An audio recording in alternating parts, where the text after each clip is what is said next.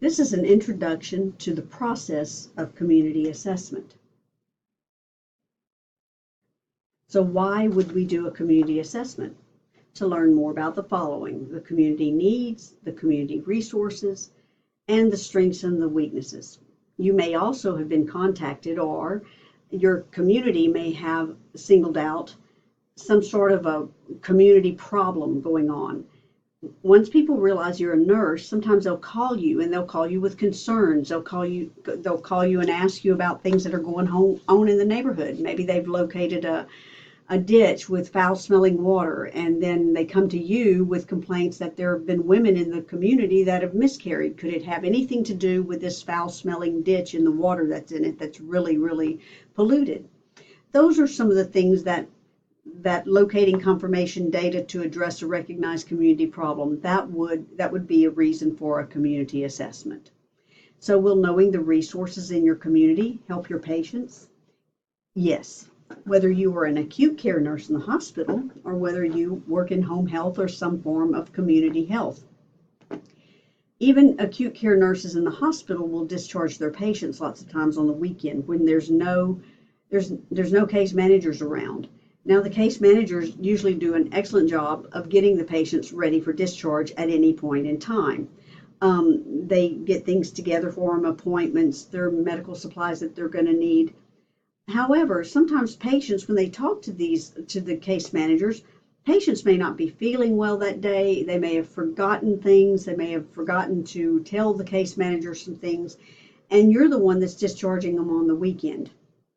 So if the patient turns to you and asks you about resources in the community, are you prepared to answer them about your own community? I stick this in here just to let you know that basically Gulliver, the giant in the picture, who's surrounded by all the little Lilliputians. He shipwrecked on the Isle of Lilliput and woke up, and he's tied down by all these little bitty people. The community is much like Gulliver. It's a giant. You've done assessment on individuals, but you've never done an assessment on a community, and it's going to be huge like Gulliver. But there will be some things that we take that into consideration in this online course. We take it into consideration that you're each one doing your own community assessment, that you're not working in teams. So those considerations will be taken and will be mentioned in a few minutes. So what do we need for community assessment? Well, we're going to use the nursing process, and this little short video talks about assessment and analysis, the very first two steps. By the end of the project, we will have used all 5 steps. So data sources, generated versus gathered. Generated are things that you would generate yourself if you were doing some sort of research. Basically, you are doing a little bit of research when you contact your key informant and ask them information about their agency and about community resources that they use. That is a form of research. You are generating data at that point. So your key informant is a source of primary, they're a primary source. So generated and primary go hand in hand. Gathered data is data that already exists. It's also called secondary sources. Secondary sources are sources of gathered data, things like what you can pull off the internet about your community, whether it's using Google to find things, or whether it's using the CDC to find information, or whether it's using some web source to find demographic data about your community. Those are all secondary sources. They're either in print or they're on the internet. Community health assessment models, there are many to choose from, but we use just one in this course, and I will introduce you to it in a few slides. So here's a little bit more information about data sources, and again, we're going to use key informants. It's a primary source of data. It is vital that the community voice be heard. You've got to involve the community in any type of assessment, in any type of intervention. If you do not involve them, then you're going to miss the mark. Participant observation is basically you show up at a local festival or a local fair and you just observe. But you have to keep in mind you may not be observing just the members of that community, because if it's a really good fair, really good festival, people will come from other places. Key informants, they're usually a leader in the community.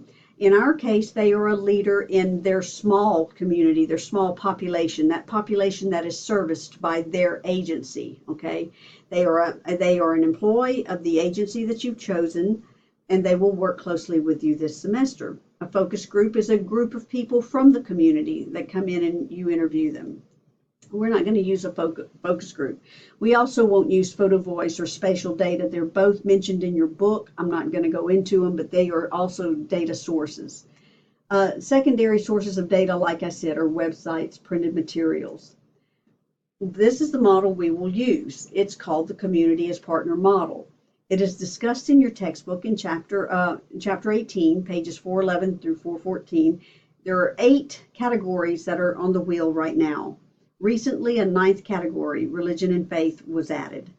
So there's 9 categories that you will be assessing your community for things in these categories. So the first step is to create an assessment tool that you will then turn around and use to assess your community. The reason I have you create the tool separately and create a blank tool separately is because you need to get into your head. You've already got bias about your community. So to eliminate that bias, we're going to pretend that you're moving your spouse and kids, whether you have spouses or kids or not. You're going to pretend that you do, and you're moving them to a different part of the country. What would you want to find in your new community?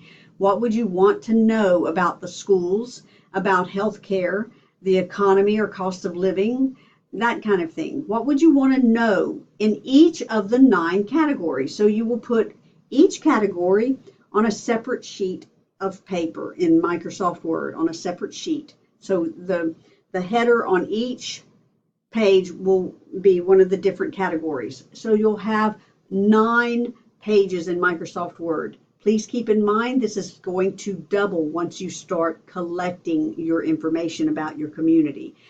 Most of the really good community assessments are at least anywhere from 18 to 24 pages long. So it will double in size, but for right now, I want one separate Microsoft Word document for each of the 9 categories, and this will grow. In each of the categories on each page, you're going to list items and resources that you'd like to find based on the fact that you're moving your kids and your family across the country to a new community. This is just an example of a survey tool. This is transportation and safety, and this is physical environment. And so these are only examples. I don't expect to see your tool contain the exact samples that I'm going to post to Moodle. I will post a full blank tool that has all 9 categories and examples of what students in the past have put in their community recons. But I don't expect to see you copy exactly word for word off those tools. You need to think outside the box. Think about things like in education. What else would count as education besides K through 12?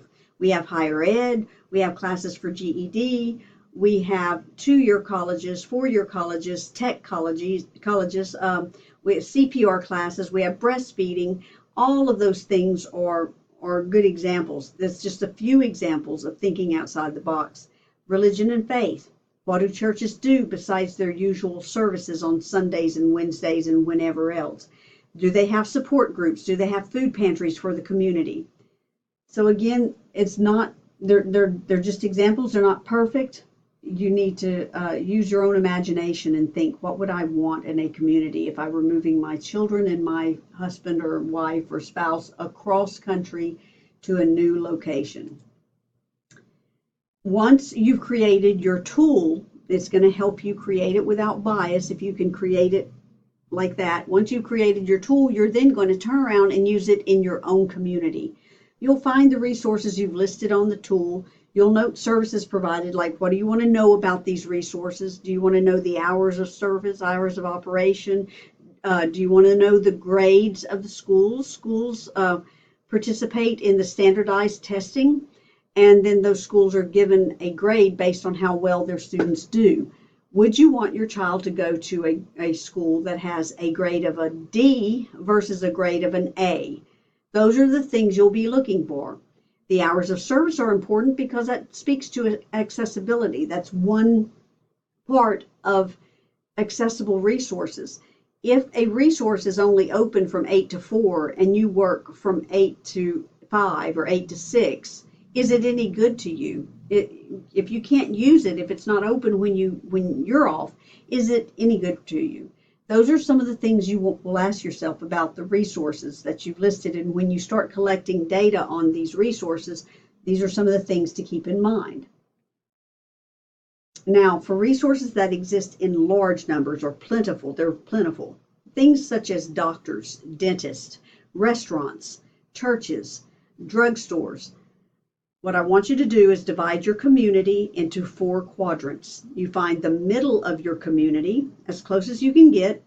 Find a road close to this point that separates your community from between north and south, the north side of town from the south side, as equally as possible, okay?